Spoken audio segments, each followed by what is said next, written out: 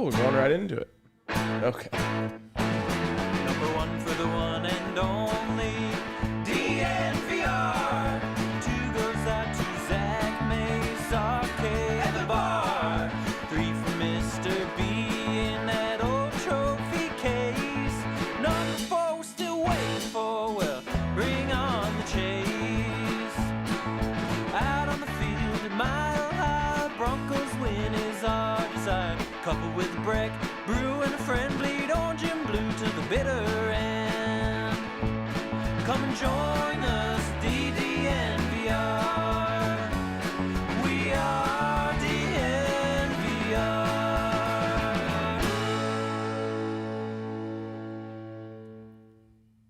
We are DNVR, and we are live from Studio B. The B stands for Brandon's Wedding Beat Me Up.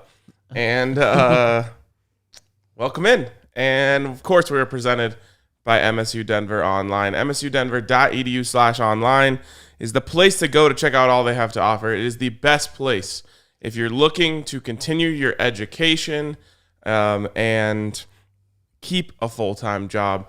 MSU Denver students work twice as many hours as students attending any other college institution. So check them out, msudenver.edu/online. My boys, what's up? Like you said, Ryan, Brandon and Lindsay's wedding was amazing this weekend. And typically if a wedding is amazing, the next day is pretty rough. Maybe even the next couple days are pretty rough, but it means it was great. Congratulations to Brandon and Lindsay. What an awesome wedding at an awesome place. I mean, Ryan's favorite place in the world. You've talked about maybe getting, a Folsom Field tattoo one day. Maybe you'll just get a CSU stadium tattoo. I don't know, the campus, something like that. Certainly not. I was on my best behavior all weekend. The only thing I did is I wore my little Golden Buffalo lapel pin. It was my only, I couldn't go on that field without having some sort of representation. But and from what I understand, the bride who has the CSU ties didn't even notice.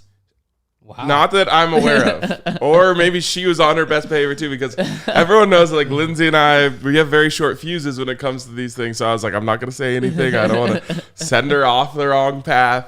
Maybe she felt the same way about me. It's a wedding. You want to be polite. You Yes, want to be exactly. dignified and all, and also respect where they chose to have the wedding.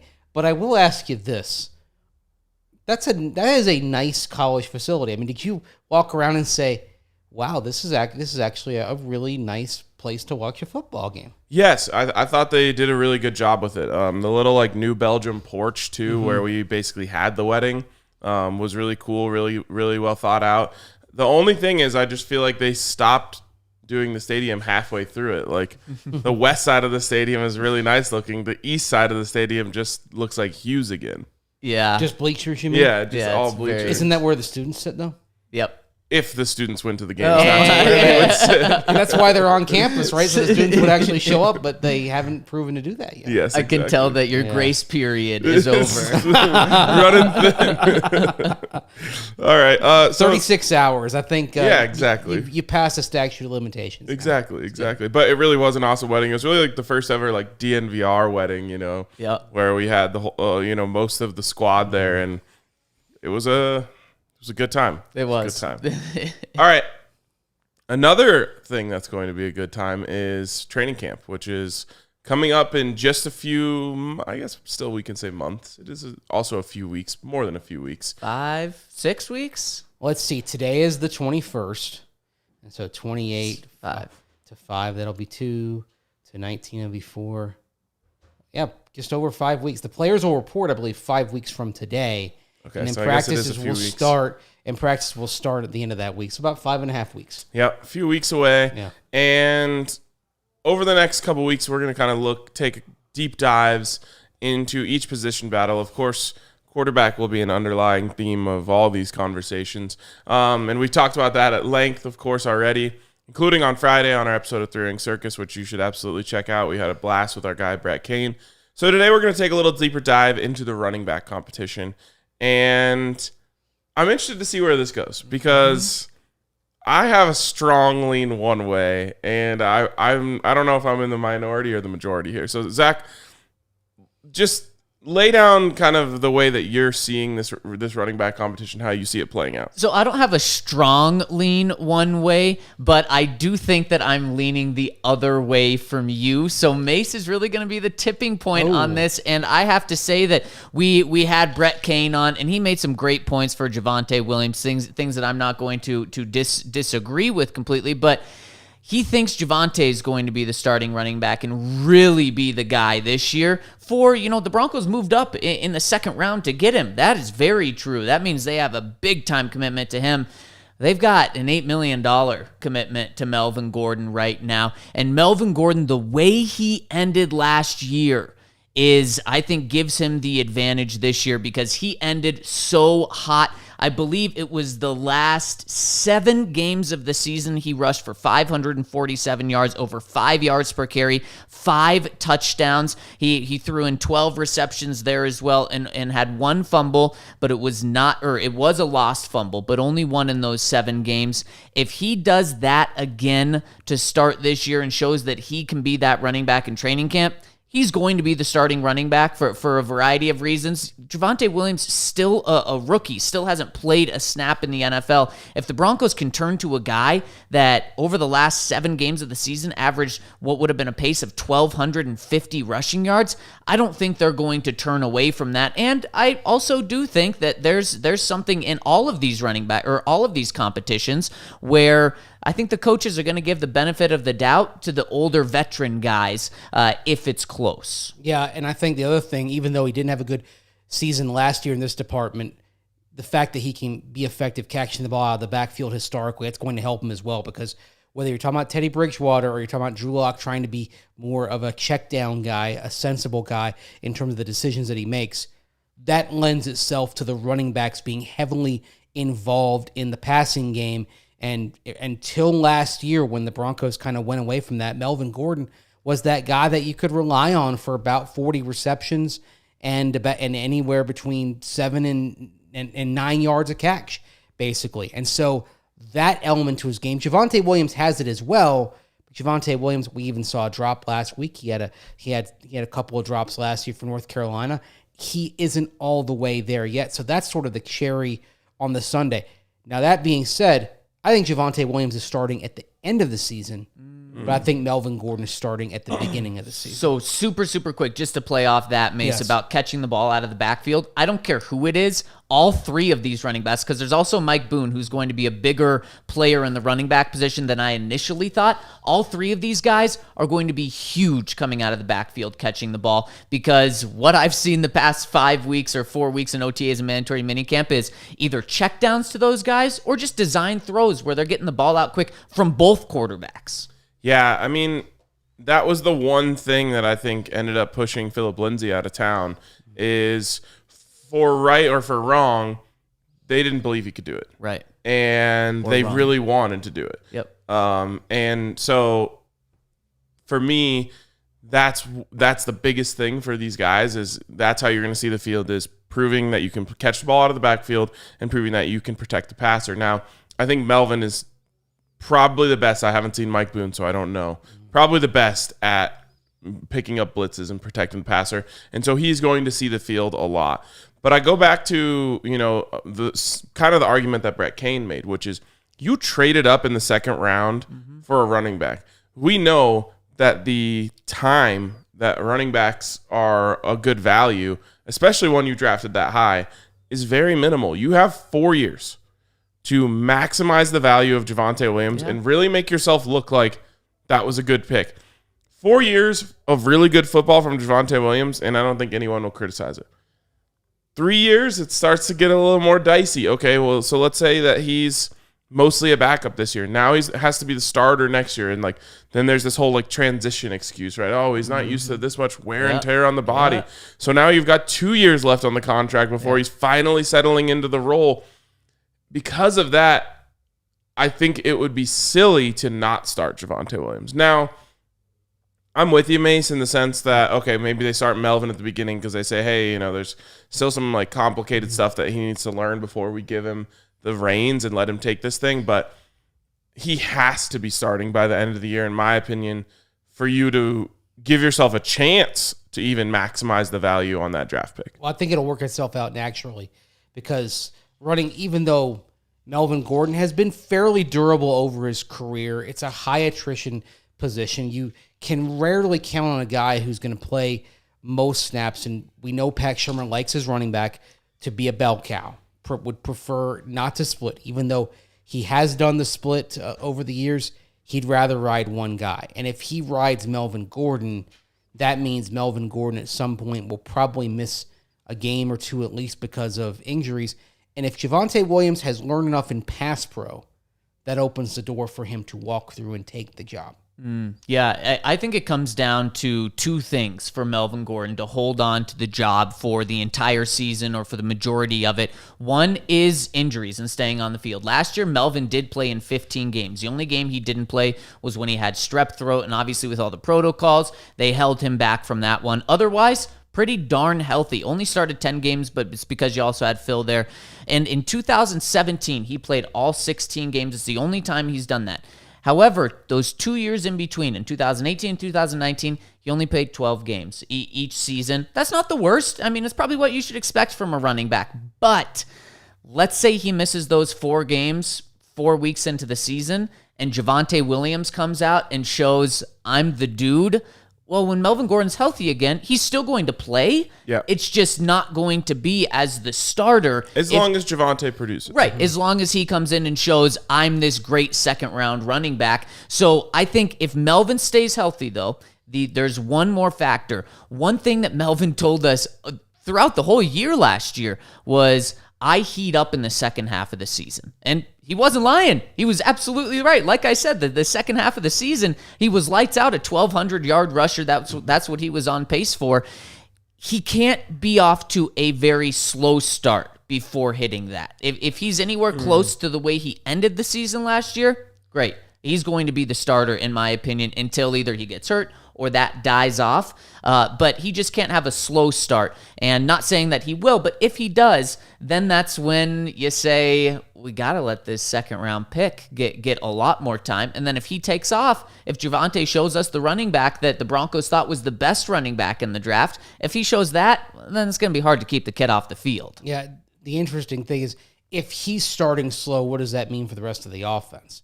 Because this is an offense that's, we're talking all this about the quarterbacks and all that, but if Aaron Rodgers is not in the building, this offense is probably going to be more of a run-intensive offense than most are in the league today.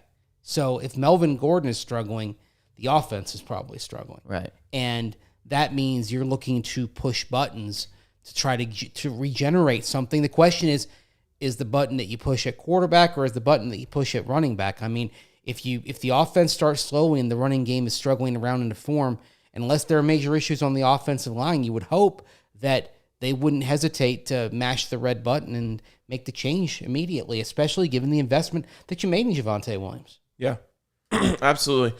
For those who don't know, Zach, kind of compare and contrast the running styles and playing styles of these two guys. Well, Melvin, he like May said, probably the more all-around back as of right now, really a dynamic receiver out of the backfield, and he's a guy who can get the short yards. Remember, that was one of the big reasons we thought the Broncos brought him in last year, was that he was one of the best in the red zone and one of the best on short down situations. We really saw the Broncos say with Melvin, we're going to use those, or we thought they were going to say last year, we're going to use those in those situations. They used Melvin fine last year. They did not use Phil correct last year. And so I'm curious how Melvin's role changes. Phil was famous for the 2nd and 7. We're just going to run you up the middle and we're going to run you into the back of our offensive linemen's heads and you'll pick up 2 yards or something like that. Yeah. I'm curious if they go away from that this year or if Melvin is, they're going to get a little more creative or if they want to, make instead of 2nd and 7, go to 3rd and 7 because of an incompletion if they're going to try to get 3 yards. But Melvin can do it all. And he's, like I said, that short yardage back who also has the explosion. Okay. And then Javonte, he's, like I said last week, guys, Pat Shurmur said he doesn't have any holes in his game. And right now, I do still give the edge to Melvin in terms of pass blocking, just because it really does take a step up in the NFL, and you also have to do it more in the NFL than in college. But if he can develop that quickly, he's just a fuse that's waiting to be lit, to be absolutely taken off. The explosion in his game is absolutely crazy. When you see him, he's a bowling ball. He's someone that is, short enough to the ground or a low center of gravity where he can truck guys, but he can also blow right past them. Yeah, he doesn't quite have the breakaway speed, but in the short area explosion, it's really special. Mace, who would you compare him to in the league? Man, it's tough. Actually, I'd compare him to Dalvin Cook, which is interesting because that's a guy that George Payton was a part of drafting in Minnesota back in 2017. Now, Dalvin Cook got on the field right away, and like Javonte Williams, was somebody that required a trade up within the second round to get. The Vikings moved up, I believe, I want to say like 9 or 10 picks to get Cook out of Florida State. Now, the difference is that while they had running backs in the room, they had Latavius Murray, they had Jerick McKinnon in there, they didn't have somebody who was kind of that proven bell cow guy like Melvin Gordon is. Right. And that's why, even though you can kind of look at a lot of parallels to the Cook pick in 2017, the presence of Melvin means it's not exactly the same, but there are parallels in style, there are parallels in what George Payton did to move up. I mean, it's kind of eerie, almost right down to the fact they're both ACC backs. And on top of that, I think another guy that some national people, not even a Broncos bias here, compared him to was Nick Chubb. And what do Javonte Williams, Nick Chubb, and Dalvin Cook all have in common? Second-round picks. Second-round picks, exactly. That's the sweet spot for a high-level running back in terms of the value being right. Even last year, Jonathan Taylor going to Indianapolis and having a big season. Second-round pick. Yep, exactly. So second-round pick is very much the sweet spot. And so I'm doing a piece for later this week, crunching some numbers. So I don't have them all exactly right here. But those second-round picks that we just talked about, those guys, they take off in the second half of their rookie seasons. That's when you really see. It's kind of like how Melvin finished the year last year, where he wasn't bad the first half of the year, but was a fine running back last year. That's kind of how these rookies produce. And then in the second half of the seasons, they take off. And I think it was one of you guys, right, when we started this, that said, Melvin's probably going to be the starter week 1, but by the end of the season, you expect it to be Javonte. That's what this history would say is right. Well, if both guys are going to play better in the second half of the season, maybe start Mike Boone in the first half of the season. Right, there you go. We know he capitalizes on his opportunities. But, I mean, seriously, the first half of the season, you've got a lot of winnable games. So you'd love if you're in a position come week 8, where all of a sudden both running backs are gearing into another gear. Yeah. You're coming down the home stretch. Every defense in the league is a little bit injured, a little bit banged up, and you've got 2 guys who are running the ball really well. You'll be a playoff team. Yep. If you put yourself in a position to be in it, and then you get both of those guys running the ball really well when it starts to get cold. And we talk about quarterback, because that is the most important thing. But maybe honestly, outside of the defense and being a top 5 defense, the next thing right there that's the most important is this running game. Because I don't care if it's Teddy or Drew. I don't think, even if Drew plays well, I don't think any of us are expecting him to come out and go 38 touchdowns, 9 interceptions this year. We're looking for over a 2-to-1 touchdown to interception ratio from Drew. And with Teddy, he's only thrown 15 touchdowns. That's his career high in a season. Yeah. So you don't expect a huge production from him. This team, even though there's so many weapons in the passing game, it's really going to be the running game that sets up everything and that pretty much leads this offense. Now, before we denigrate Teddy's touchdown total, just want to make this point. 16 starts before he hurt his knee last year, which includes some time in New Orleans.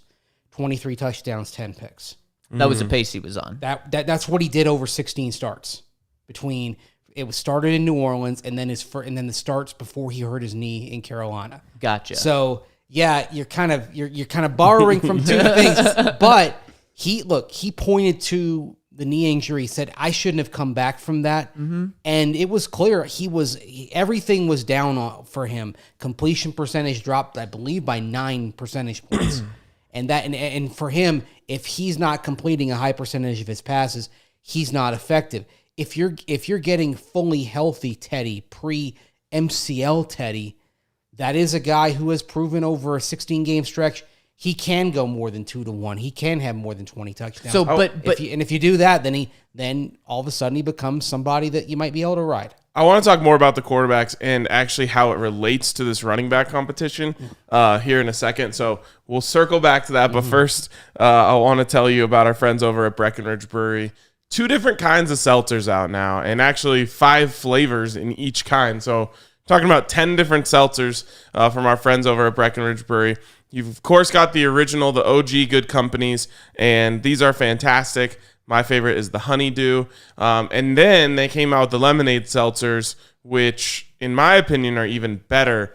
And, man, I can't believe I'm saying this. I think I might like the blueberry one of those the best. why can't you believe that? I don't like blueberry blueberry. guy? Yeah. Wow. It's an overrated fruit. See, I love blueberries, and so I love the blueberry lemonade seltzer. It's I amazing. love it. The trick, though, on all of them, put them over ice. Yeah. The colder they are, the better they taste. Learned it from you. Yep. It's an absolute game changer. So check out our friends over at Breckenridge Brewery. Of course, if you're not a seltzer fan, they're also the best in the game when it comes to beers. Yeah, and you guys also have to check out our friends Michael and Virginia Chevalier over at Chevalier Mortgage. It's stressful to buy a home right now, and if you've attempted this process, you know exactly what we're talking about. I mean, we're talking about homes going for, $100,000 over market price, and that's why you need the best in the business there, because the housing market is absolutely crazy, and Mike and Virginia Chevalier will take the burden off this extremely difficult process and make you feel like family, and that is what you need during this time. They'll alleviate so much more stress and worry off your plate, and not only that, but when it comes down to the finances of it, they have you hooked up, because Michael Chevalier is a certified financial planner, meaning he looks at more than just an interest rate for your home loan. He looks at your entire financial picture when putting together your mortgage, and that's very important, especially right now. And they are giving a fun perk for DNVR listeners. Visit them at dnvrmortgage.com and enter to win a free DNVR shirt or hat of your choice when you do. And most importantly, get set up with a free consultation to discuss all of your options over at dnvrmortgage.com. That's dnvrmortgage.com. I also want to tell you about becoming a DNVR member. If you want to read the content that Zach and I are going to be pumping out in terms of previewing training camp, previewing the season, you've got to become a member. But there's so much more to get out of being a DNVR member. If you come down to the DNVR bar, you'll get a big beer for the price of a small beer. You can try that RK special. Maybe you won't retch the way that Shelby Harris did a week and a half ago. Maybe you'll actually like it. Everyone else likes it. If you like IPAs, I guess that's your thing. I imagine my reaction would be like Shelby's. Shelby admitted he wasn't an IPA guy. I'm not really an IPA guy either. Yeah? That's why I invented the RK special. It's good. It's really good. It hits all notes. It's probably I guess too hoppy for me. Here's the only disclaimer. You have to like beer Yes, to like you do the have RK to. special, You do have since to it like is beer. 2 beers. Yeah, I mean, it's got some fruit in it. It does. Yep. All right, maybe I'll try it someday. I just know that the IPA, I don't want to make myself sick. IPAs make me sick. Well, maybe we'll give you a 70-30 blend. There you go. How about like a 95.5? Yeah. No, just have a strawberry. Scott. Just give me a shot glass of the hot peak and the rest can be strawberries. Oh, you could do floater. Yeah, what do we call like Jaeger bombs where you drop it in? Oh, yeah. What do you call the RK special that is, like that form? I mean, it's just an RK bomb. An RK bomb. There we go. Oh my gosh. Anyway, if you're going to be a DNVR member, you don't just get the big beer for the price of a small beer. You get a free shirt at the DNVR locker. You get discounts throughout the year at the DNVR locker. And you know what? We're going to get into the season. There are going to be some cool designs coming that are Broncos centric. Can't wait to share those with you. You're going to want to wear them. You're going to love them. And so in t-shirts alone, a free t-shirt discounts, the membership will probably pay for itself, but you get so much more. You get that members-only Discord that you can access, so you can talk about your favorite teams in a friendly and less antagonistic environment than you get on social media. You can join the DNVR Golf League. You can get extra raffle tickets for all watch parties at the DNVR bar. So check it out. We promise you won't be disappointed. Become a DNVR member today. And the other thing, you get to comment on this podcast and get it read in the second segment.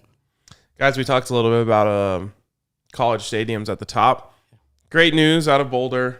full capacity at Folsom. Officially, there's a little bit of concern about this just because Boulder's weird. But that's the charm of Boulder. Is that it is weird. Sometimes. What's the countdown? Do you know the countdown to how many days till the first game? No, I haven't even allowed myself to dream yet. Is the first game of the season still going to be at Mile High against so it's not Texas? The first A&M. game of the season is against Northern Colorado. At Folsom. At Folsom. Well, that's a good game gonna be to start with. Yeah, and that's what I was thinking. Like in a normal year, you'd probably get maybe 40,000 for that. Right.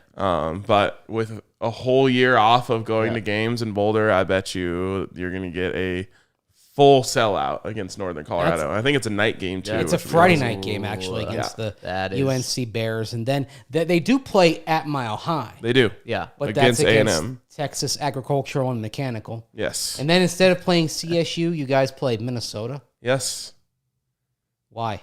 Well, I mean, the contract ended, and both teams wanted to get some bigger home games on their schedule. From what I understand, Minnesota? the older brother was a little afraid of losing to the younger brother, so didn't want that. Yeah, that I'm sure they'd be stress and afraid burden. of losing to them after beating them 5 years in a row. People are going to be stampeding down the gates to see the Golden Gophers in Boulder, huh? They will.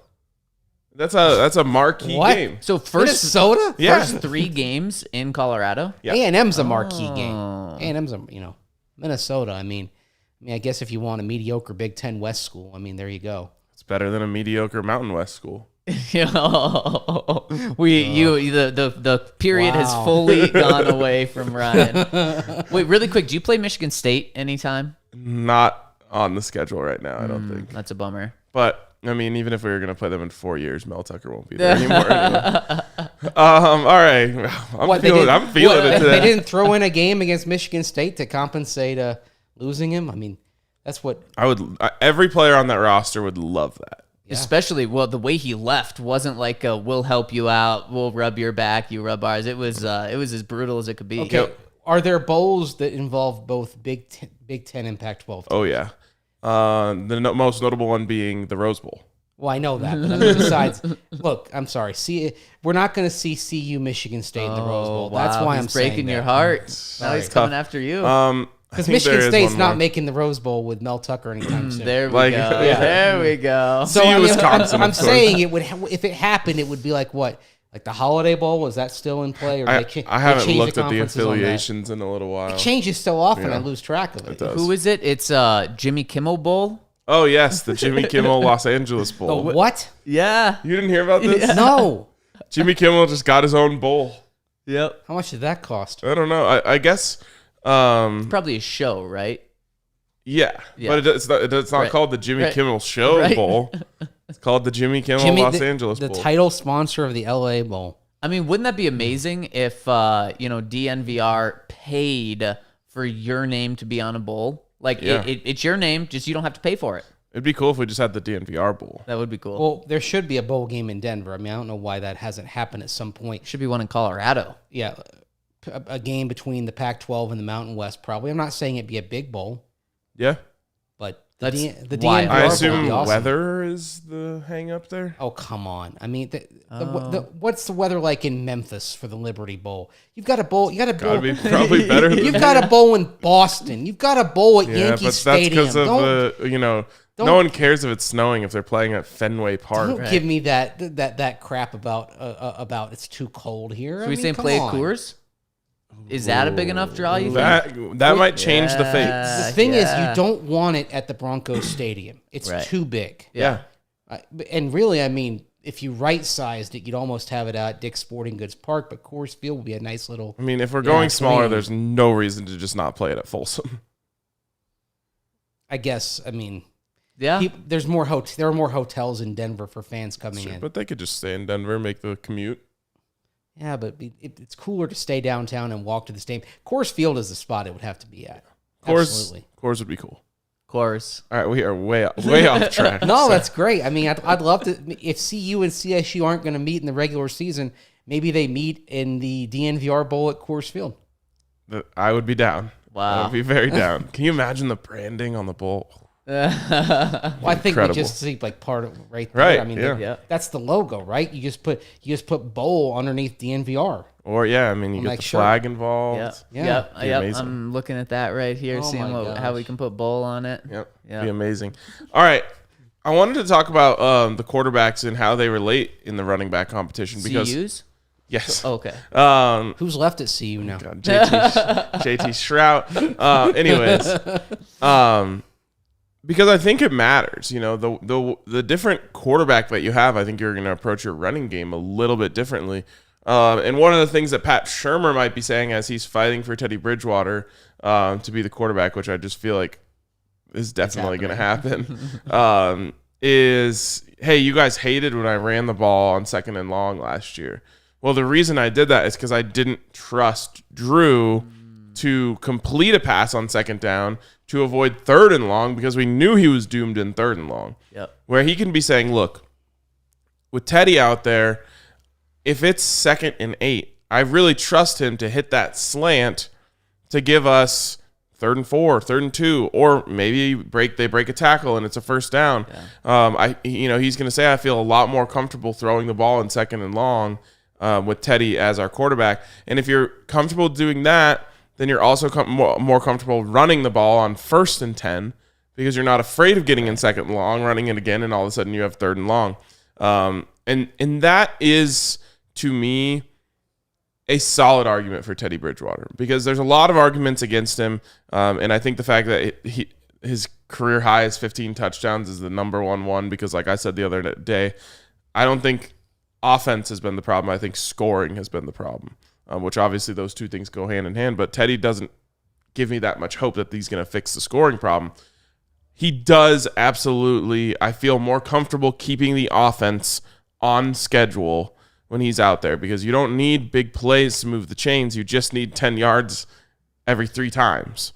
And I think he is more well equipped to do that. And I think that having that freedom and having that belief in him from a Pat Shurmur standpoint will allow him to be more creative with the running game and even a little bit more reliant on it. Well, Pat's going to love what Teddy said last week and use this in his argument because was asked about the deep balls and things like that. And he said, look at the weapons we have. All I need to do is get them the ball and they're going to make plays. I don't have to be the one to force plays being made. Just get our playmakers the ball and boom, now we're off. So that's going to fit in with Pat Shurmur's argument to Vic about why it should be Teddy. But is that good for the running back game? If it is Teddy, is it better for the running back game if it's Teddy over Drew then? Because if that's the way Pat Shurmur's thinking, then to me, absolutely. I think so. Again, just because I think with Teddy Bridgewater as your quarterback, you're coming into the season saying, okay, we're going to have a really balanced offense, whereas with Drew, it's just a little bit more of a wild card. Maybe he gets hot and you want to throw the ball a bunch one game. Maybe he's a little cold. You want to run the ball a bunch. Like, I feel like with Teddy, you're just saying, like, it's a 50-50 split. And, again, I think Pat Shurmur's opinion is going to end up mattering a lot here because I thought he called plays scared last year. Scared of what Drew was going to do. He didn't trust Drew. And so, again, that's why he's running the ball on 2nd and 8 because he's saying, okay, well, I just don't know if he can complete this quick little 5-yard play to get us into a good spot. I don't know if he's going to airmail it. I don't know if he's going to, get sacked, whatever.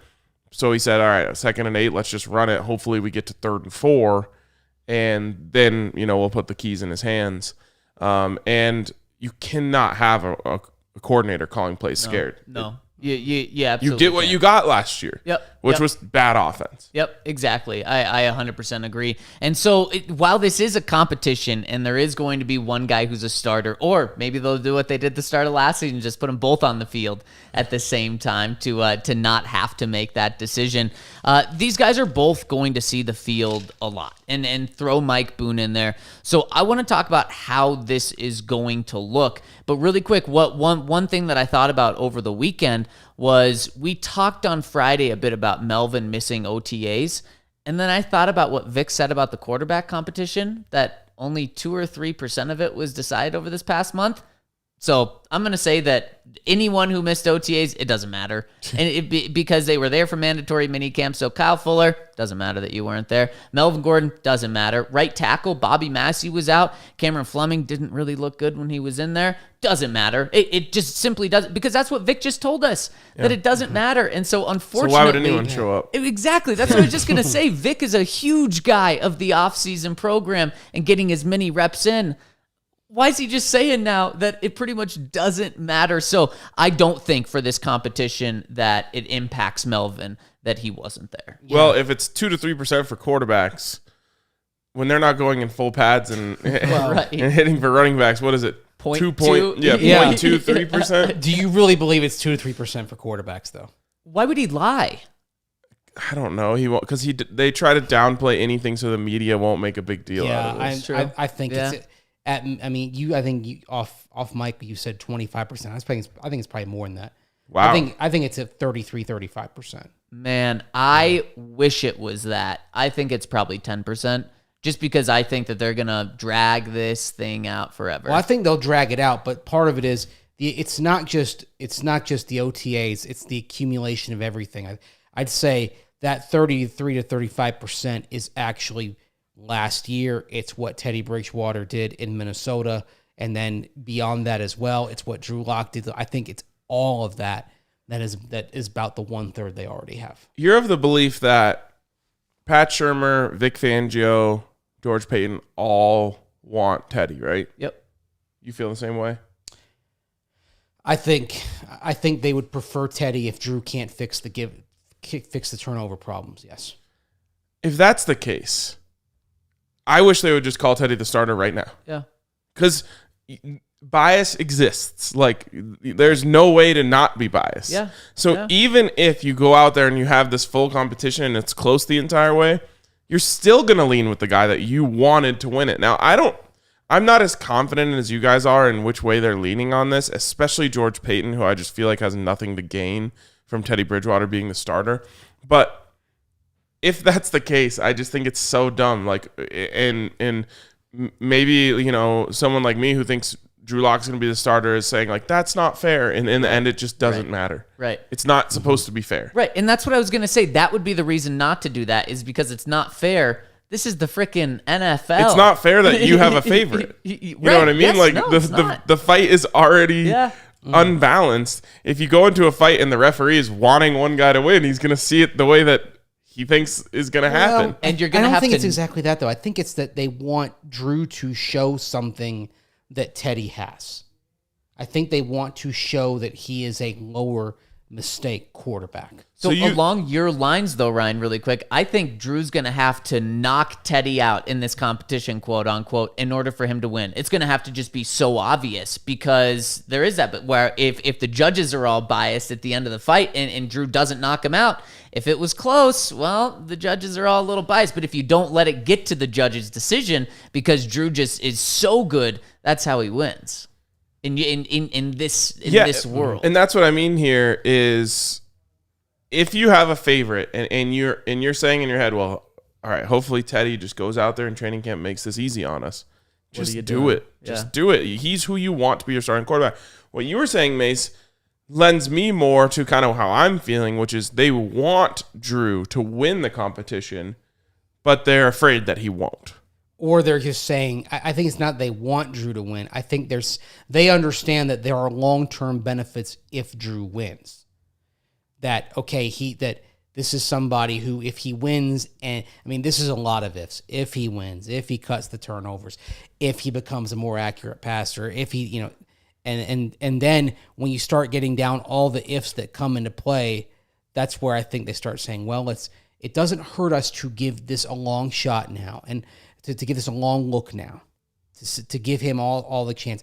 The cliche, you say you give somebody enough rope, right? Basically, you give someone a lot of slack. You give him the chance to figure it out. But then with Bridgewater, he's proven in Minnesota as a rookie when he was enough for them to invest the long term in him if he hadn't gotten hurt. And then in New Orleans, he has proven that he does not need a full camp of reps to be ready to play reasonably well. and that's another thing that's kind of in the back pocket, is that Bridgewater has shown that if you give him even backup reps, that he can step in and play and play at an average level. Yep. And so why not? Because of that, why you got a young guy that and the guy who's still the president of football operations, that's his guy. What's the harm in saying, all right, let's just give Drew and Teddy this run, even though maybe we prefer Teddy and his lower turnover rate. What's the harm in giving Drew the run route now to see if he can figure it out? Because you cannot make a legitimate argument that giving Teddy half the reps is good. Now, you make an argument of that it can be serviceable, that he's proven that he can handle that, and you're 100% right, Mace, but Teddy getting 50% of the reps is going to be worse than Teddy getting 100%. Same with Drew. Yes. Drew getting 50% of the reps is worse than Drew getting 100% of the reps. That's why, again, if they know, and Ryan, I agree, if they're going to have so much bias, which we don't know that that's the case, but if they're going to, then name Teddy or Drew the starter now. When they know, let's say it's 4 days into training camp, they don't see it with Drew, or Drew takes off, and they're like, this is clicking. Then do it then. They're not going to, though. I hope you're wrong. I hope you're so wrong. too. Yeah. All right, we got plenty more to talk about here, but we are going to switch over to the podcast side of things, answer some questions from our listeners. So for now, that wraps it up on the live side of things. You can download the podcast anywhere you listen to podcasts, and if you already watched the live, just skip this however many minutes this was, and you'll jump right into the last half or last segment of the show. For now, that wraps it up. Thanks for everyone who tuned in on this Monday morning. We'll talk to you guys later.